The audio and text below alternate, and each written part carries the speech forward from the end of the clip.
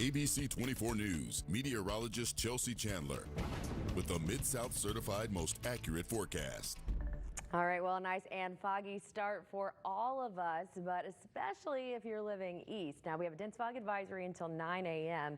Again, we should see some of that start to burn off once we get the sun up and going, but for now, it is definitely foggy. Now, even though Memphis International is reporting 10 miles of visibility, which would be perfect, I can tell you that Shelby County definitely does have some fog in it right now. Again, it is something you want to be careful with. You want to definitely keep your low beams on. I know it's obviously tempting to put your high beams on, but what it does is basically makes that fog seem more solid, so it makes it brighter. So you definitely want to be careful. So to the east, this is where the biggest concern is going to be, especially where that red is, because we're already down to 0 miles of visibility, which means less than a quarter of a mile. You couldn't really even see your hand in front of your face if you're in some of these areas. So don't want to be on the roads if you don't have to be, especially again from Summerville, Fayette, basically east to McNairy County, south to Alcorn, and west to portions of Benton and Marshall County. That's the worst, and even down into Coahoma and Quitman County, Quitman especially. But we'll keep an eye on that, of course. Just please be careful. Don't get on the roads if you don't have to right now.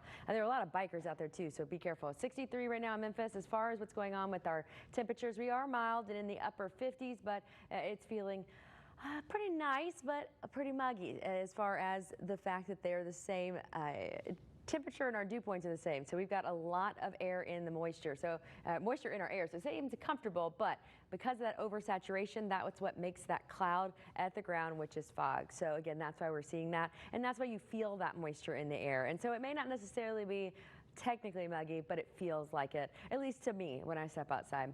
And we actually have low pressure to thank for once, which never happens. Usually we're complaining about low pressure. Now, yeah, it does give people headaches. It makes you ache if you have certain issues, but normally it also brings us storms. It protected us with this occluded front, keeping all of this out of our way. So it just did us a favor, keeping us nice and dry, giving us beautiful weather. Now, our rain chances remain that way. Again, 10% today. So if anyone sees any rain, go buy a lottery ticket. Too bad the Powerball already got hit, but still, go get at least a scratch off because you're pretty lucky, because most of us aren't going to see anything. As far as the rest of the area, we're going to stay dry through the weekend into next week, though. We see those isolated rain chances at 20%.